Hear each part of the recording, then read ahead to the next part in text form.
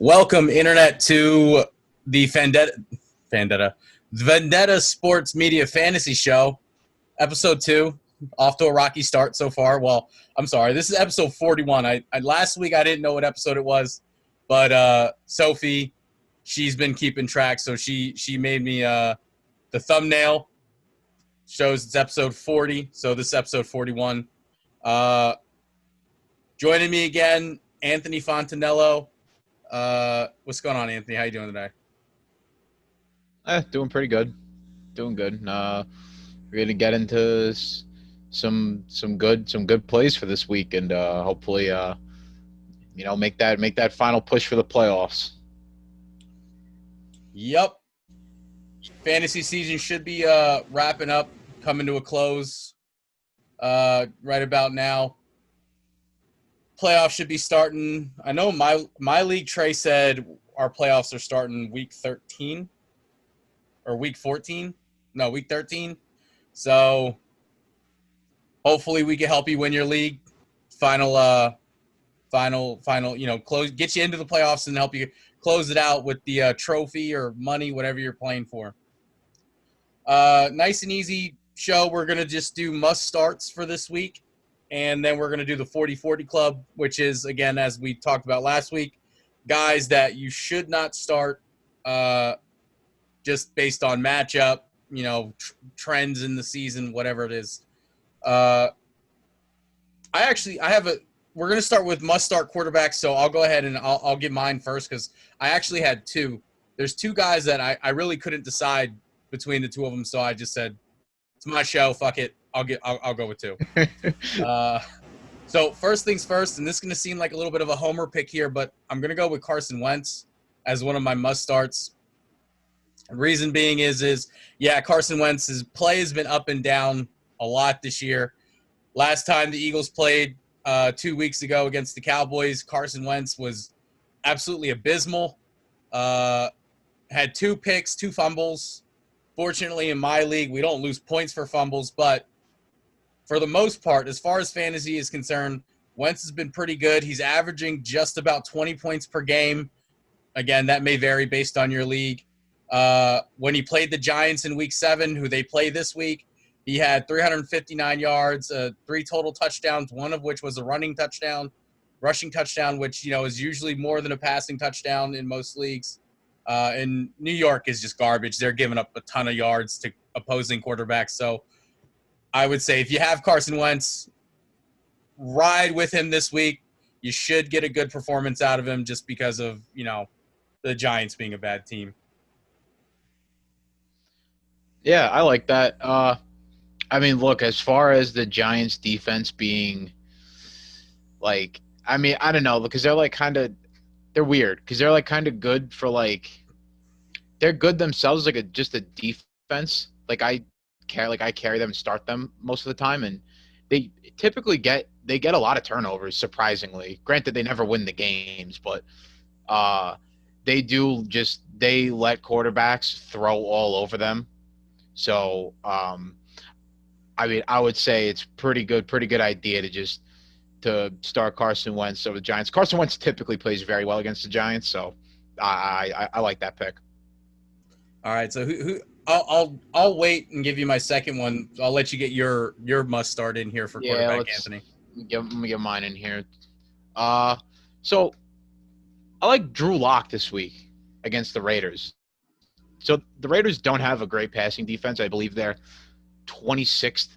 They're the 26th ranked passing defense in the league so far this season. And Drew Lock, since coming back from his injury, has slowly but surely progressed in terms of his game performances.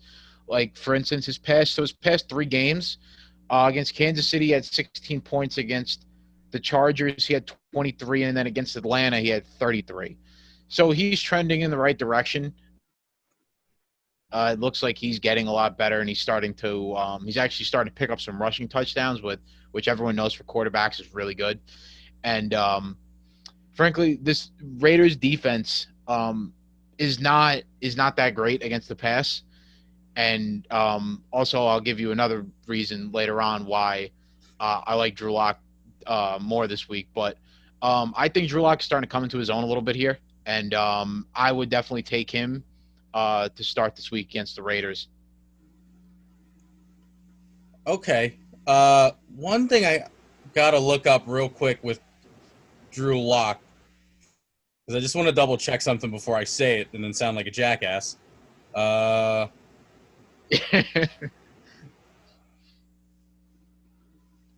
no, it's been better. I was gonna say I had some concerns about his production, but I think he's been in the beginning of the season he was hurt. I don't think he came back until like when they played the Patriots. But the last few weeks, although when they played the Patriots, when they played the Chiefs, they kind of got held out of the end zone a little bit. So that was a little bit concerning for me. But, the last couple weeks, I think you're right. They dropped 30 against the Chargers, or 31 against the Chargers, and then put up 27 against the Falcons. So I think maybe when he first came back with Drew Lock, it might have just been a little bit of rust that he had to shake off. But I think against the Raiders defense that, there a lot of people have passed on him this year. So I think that could be a good one. I think it could end up being a shootout. The Broncos, they've been in a lot of high scoring games. So yeah, it might be something that you could look into. So my second quarterback here, I'm going to give you is Derek Carr on the Raiders. So I'm giving you the other quarterback. I'm giving you the one on the other side of the field. Carr has thrown for about 270 yards and 3 touchdowns in his past 2 games combined. But, I mean, there's been some weather playing a factor in there. He's averaged about 250 yards and 2 touchdowns per game this season. And then Denver's defense, they're giving up a lot of points. They're giving up about 21 points per game to fantasy quarterbacks, and they just got torched by Matt Ryan in week 9. So, or Denver's defense did anyway. I mean, got torched by Matt Ryan.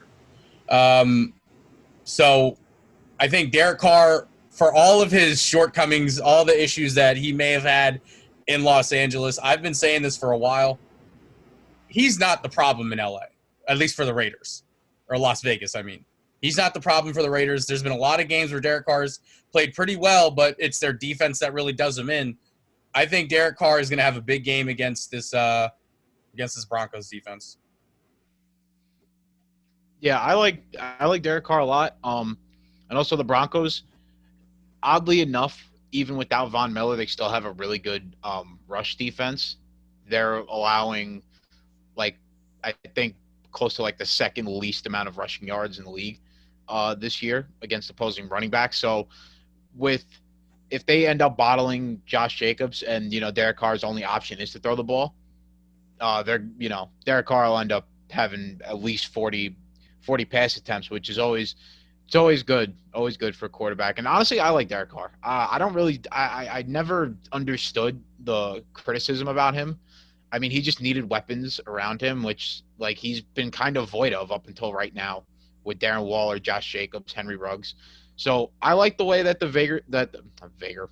Vegas Raiders offense is playing right now. I really like Derek Carr this week. That's a good one. All right, so moving right along, we'll get into must-start running backs here. I'm going to give you Antonio Gibson, my must-start running back. Washington sucks. I had him too.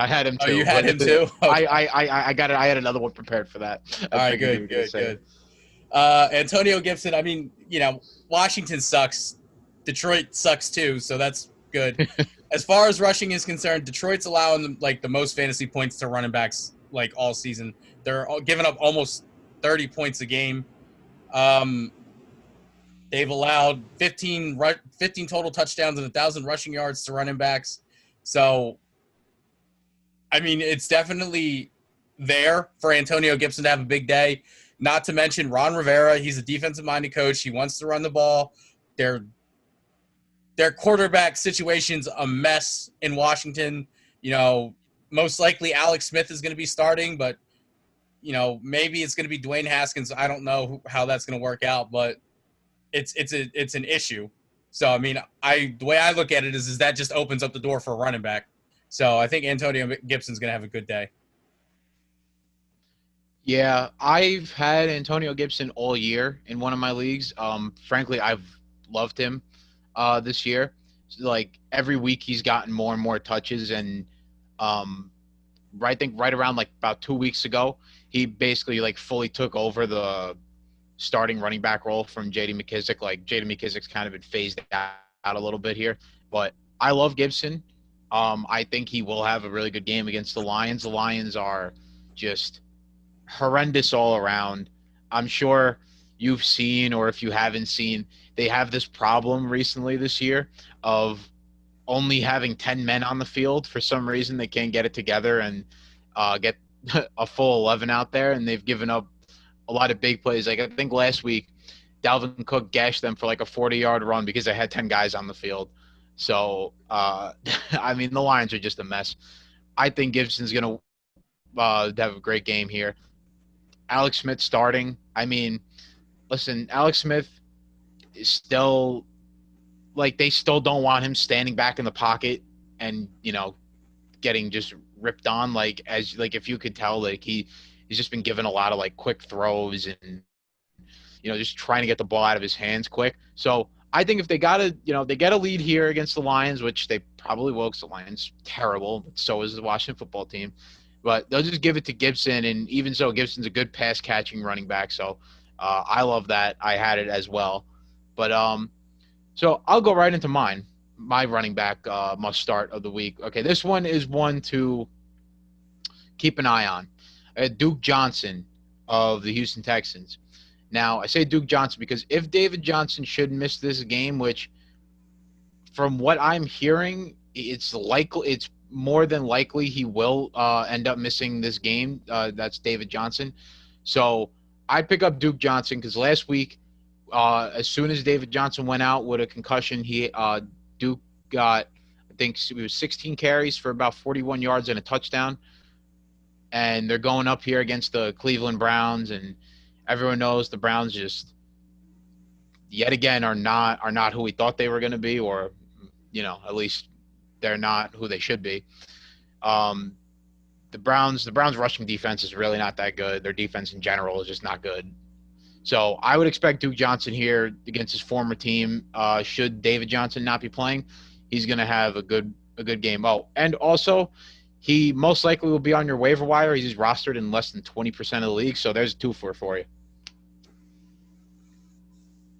I think that's solid. I mean, Cleveland, I think they have a pretty good defense, so I might be hesitant to start him just because I think we all know the main show in town in Houston is DeAndre Hopkins, or not DeAndre Hopkins. Not anymore. He's not the main show. It used to be. It used to be. So Bill O'Brien blew it up. Yeah. I'm sorry. I just woke up from a nap, so it's not all. I'm trying to readjust a little bit. So I'm sorry. It's Deshaun Watkins. Did I get that one right? Deshaun Watson. Yeah, there you go.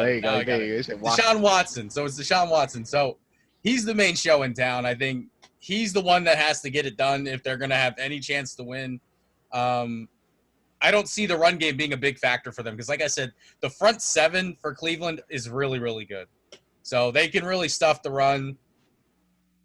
I think Cleveland, as bad as their offense has been, Baker Mayfield struggling, I think Cleveland, they can ground and pound this thing out having Nick Chubb come back. So I don't see a lot of rushing opportunities for Duke Johnson, I got to say. That's fair. I still, I don't know. I just have this weird feeling that Duke Johnson, should he end up playing, I don't know. I feel like he's good to at least get you a touchdown, maybe even have a big rushing game. He also catches a lot out of the backfield too. Even the past 2 games that he had 5 catches against the Packers for 43 yards and against Jacksonville 4 catches for 32 yards. And that Green Bay game, David Johnson was still there. So even if they can't run the ball, Duke Johnson is still an option out of the backfield to throw to. I mean, I don't know. I feel always look for a running back that's going to have a heavy workload. Volume gives you a better chance for him to break one or at least get some valuable points up there for you. And you know what? I would agree with you, but there's something I learned. Something I learned from Trey is never trust a running back on a bad team because they're going to get behind and they're going to lose. They're just going to lose opportunities because they're losing. And they got to start airing it out. So I'm not saying it won't work. I'm just saying personally, I don't trust it. But you know what? I'm also the guy that said to start Jordan Reed, pick him up on the waiver wire. I said to start Corey Davis, and then the guy doesn't have any catches, so I could be wrong. All right, so we can move on. This is another one. I was a little bit on the fence. This position, wide receiver, two guys who I felt like equally could do some damage this week. So I'm gonna go ahead and give two. So I'll give my first one, then you can give one, and then I'll give my second.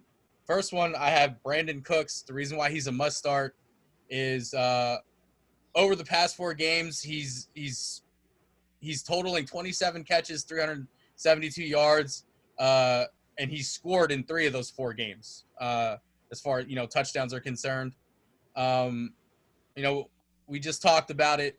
If Houston has any shot to win tomorrow, it's going to be through the air. At least I feel with Deshaun Watson. So, I mean, he could easily, again, be a Corey Davis, has 0 fucking catches for 0 yards. So, but I'm thinking if he's going to show out, if anyone's going to show out on that offense, it's going to be, Cooks and Watson.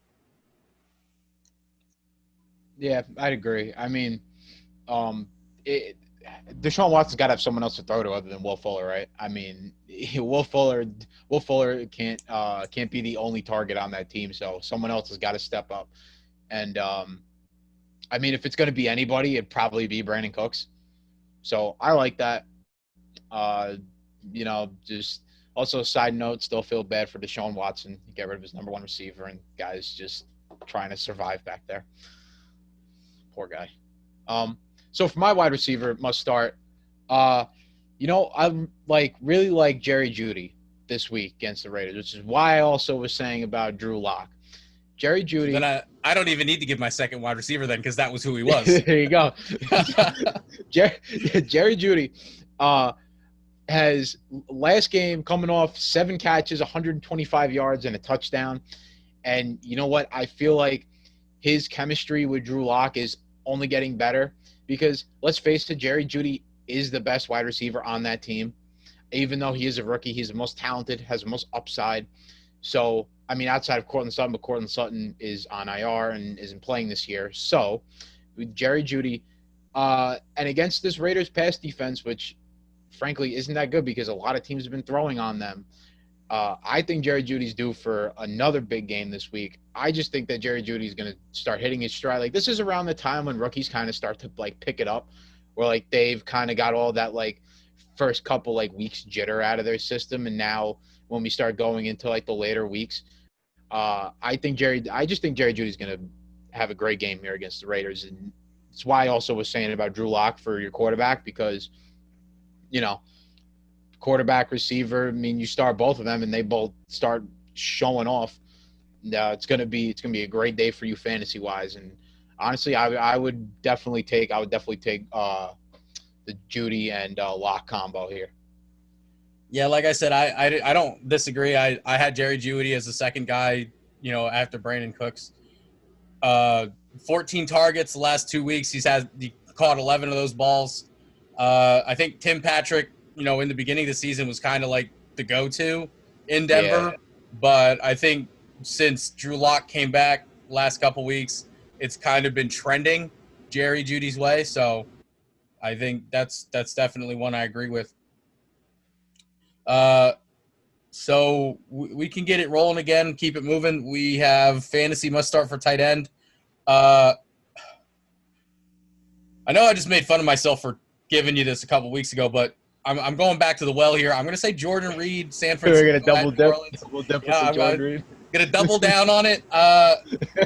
Double or nothing. So one second. So, when I gave him to you last week, against Green Bay, he only caught 1 pass for 3 yards. But I don't know what happened. I guess he only played 13 snaps. I think he got injured in that game, if I'm not mistaken. But I think coming back, again, he had production with Nick Mullins in the offense earlier in the year. I don't think San Francisco is going to be very good in this game, but I think Jordan Reed, maybe he could, tight ends don't traditionally score a lot of points unless you have, one of the top guys, unless you have like, Kelsey or Gronkowski's or, those, top 5 tight end guys. But like we said, we're not going to give you the obvious here. We're going to try to Yeah. get you one that, maybe you might not have thought of on your own. So I think he could have a good game coming back. What did he have? I think he had a sprained MCL. He had that, and then he only played 13 snaps against Green Bay. So maybe he was on a pitch count. That's why I didn't see the field a whole lot. Yeah. But another week under his belt to recover. I'm thinking he could do something for you this week. Yeah, I've held out hope for Jordan Reed this year. He had that. I mean, he had a really good game against the Jets, but I mean, I don't know how much you want to put into that because it's the Jets. But I mean, look, Jordan Reed you could say he was a premier tight end in this league for a while before he started getting all those concussions. He just needs to stay healthy. And I mean, as of right now, there is no Kittle. There's no Jimmy G. We don't know what's going on with the receivers like Deebo Samuel and any of them. So, listen, I'd say if you want to take somebody, I would go with Jordan. I would go with Jordan Reed too. I like Jordan Reed. I feel like one of these games he's due for a big game. I mean, the Niners, frankly, are just too banged up to even compete against good teams, and which is they're in the really hard part of their schedule. They just played Green Bay. Now they're going to play New Orleans now. So they're going to be behind and throwing the ball a lot. So I like that. All right, but now we'll go to my tight end for you. Austin Hooper for the Cleveland Browns is supposed to be coming back this week. Now, for some reason, I don't know why, but for some reason, the Cleveland Browns tight ends have been like the only players on that Browns offense that have been scoring, outside of one or two games from Odell, who's now not there. I don't know. I don't know. Maybe Baker just only can throw to his tight ends because he's so terrible that he can only hit big targets. But I don't know. You know what? I like Austin Hooper this week. They're going up against the Texans. No, who the Browns playing? Yeah, the Browns playing the Texans. So, listen, the Texans have a terrible defense. They let Jake Luton or whatever the hell his name is put up like 25 points on them and almost win that game. So, honestly, I like Hooper here coming back. I think he'll have a really good game. I think he'll probably be one of the best tight ends you could find right now. Should you need one, he's also available on the waiver wire in a lot of places. I know he's rostered in about 56% of the leagues in ESPN's league. So there's another 2-4 for you. Yeah, honestly, I'd go with Austin Hooper here. He's gonna come back and probably gonna have a good game because for some reason Baker just likes throwing his tight ends a lot. Yeah, I think that's pretty solid. I think Austin Hooper, they paid a lot of money to bring him in. So, I mean, anytime you got to kind of use him. Yeah, you got to try to get him the ball to justify the signing. So, I mean, I think it's very valid. I really don't have much to say against it. The Texans, linebackers, as far as coverage are concerned, they're not very good. They've the only real show in town on their defense out is really J.J. Watt, but he's not covering anybody. So, I mean, I agree with that. All right, so keeping it moving, keeping it rolling, we're going to go with we're going to go over to the 40-40 club. So this is a guy you should not start because he's not going to have a good day on Sunday or Thursday or Monday, whenever he plays. Just keep him on the 40-yard line. Don't put him in the game. My guy, I'm going to give you is Phillip Rivers. Phillip Rivers, outside of a couple games this season, he hasn't really cracked over 15 fantasy points. What I look for in my fantasy quarterback, I want what I consider a good day at the office is about anywhere between 15 and 20 points. If you get over 20, that's just the cherry on top. But you should have somewhere between 15 and 20 because it's modern NFL, you're throwing the ball every goddamn down, right? So now Miami, Chargers are playing Miami this week. Are they playing Miami this week? Did I get that wrong? The Chargers? Yeah, they are. Yeah, okay. I was about to say, did I get that wrong? But anyway, so Miami, as far as total yards per game is concerned, they're actually been pretty good in that. They're giving up, it looks like the sixth most or sixth least. They're like the sixth best in yards per game so far defensively. Now, I mean, they are giving up a few more passing yards, or I lost my train of thought here. Here we go. So as far as passing yards per game, they're also in the top 10, as far as defense is concerned. They're only giving up 225.8, which, it's not great, but it's not terrible. There's teams giving up like 300 yards per game. As far as turnovers are concerned, they're +5 in turnover differential. I think Phillip Rivers, he had a bad game against the Ravens, pretty much had a bad game against every team they played this year. Miami, they've been surprisingly good defensively, and that's why I'm saying don't start Phillip Rivers. He's not going to be a good look for you.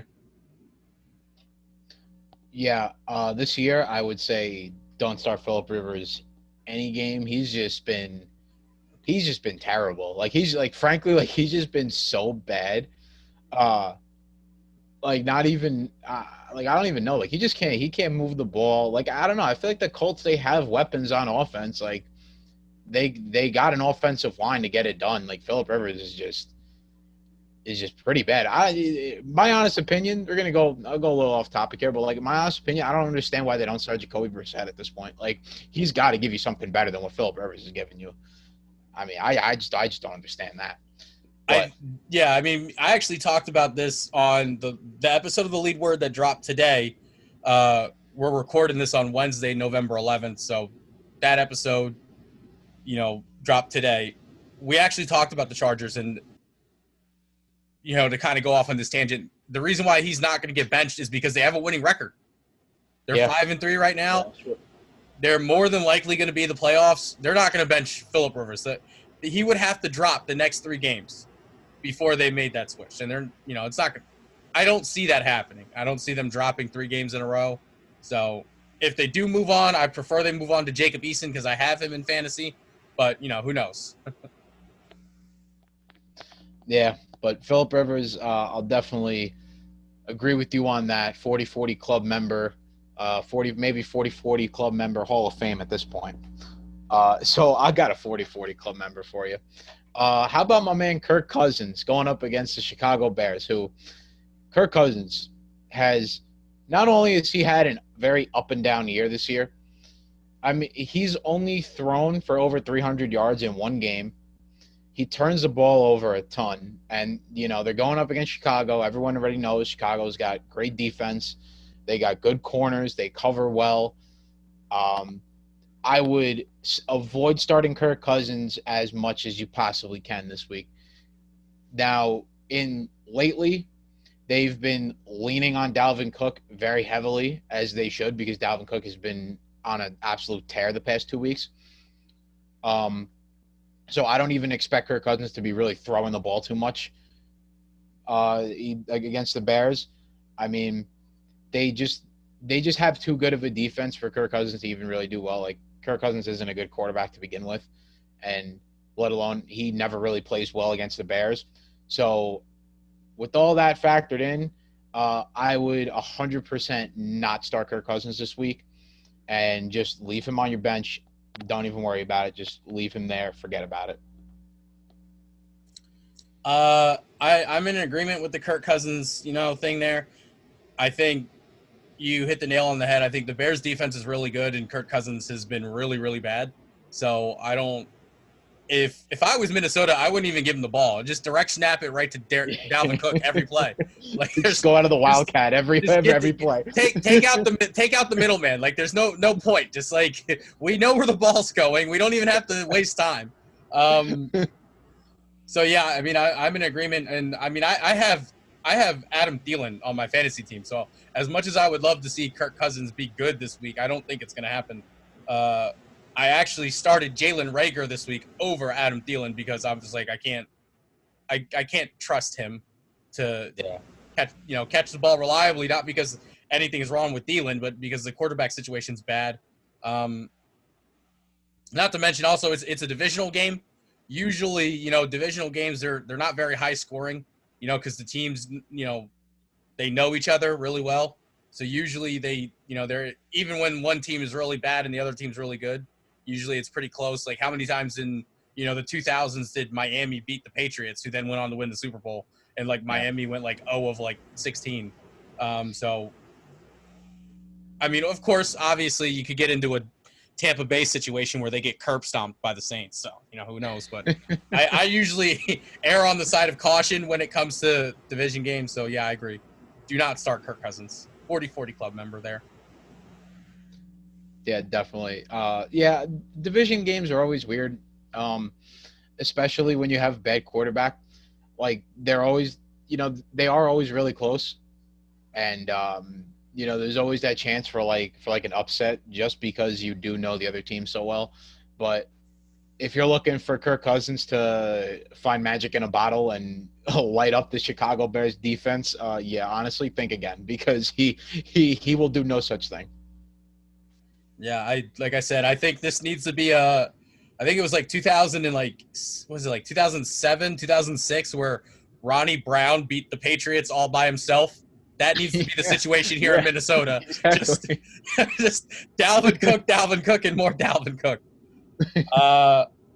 So, I mean, unless you had a second 40-40 club guy, I only had the one prepared. So that would be about it for this episode. Like I said, unless you had another guy. Yeah, that's the only one I had. Okay. For this week. Just Kirk Cousins, man. He's just so bad. He's got to be my only member this week. I'm sorry. Yeah, two quarterbacks to stay away from, even though they're starters. That's for sure. So that'll wrap it up. Obviously, we want to tell you guys we got a lot of stuff going on. We got the Patreon now. I didn't mention that in the last episode, but that's up there. I don't have any idea what the tiers are, so I'm not going to try to tell you what they are. But what I want to try to do is I want to talk to Trey about getting a tier in there, maybe like $50, $75 or so. And if you live in the Jersey, Philadelphia area, New York area, whatever, pay $75 or whatever, and you come, we'll throw on some boxing gloves and we can scrap. I'm taking all challengers. Just throw on some gloves and we can go. So if you've ever wanted to punch me in the face personally, because I know a lot of people don't like me, I'm kind of an asshole, and I'm fine with that. So if you ever felt that way, you want to punch me in the face, maybe we could get that on Patreon. Drop $75 into our wallet, and we can throw the gloves on. And like I said, go check out the Patreon. Obviously, like this video, subscribe to the channel if you're not already subscribed for more content. Love this channel because it's, in my opinion, one of the greatest channels on YouTube right now. We've got a lot of stuff cooking as far as the gaming series are concerned. Jackson Law is putting in a lot of time in with his Assassin's Creed series that he just started. Follow us on Twitter, Vendetta_media. Anthony, I got your Twitter. It's Ant_font1, ANT_FONT1. So, follow Anthony.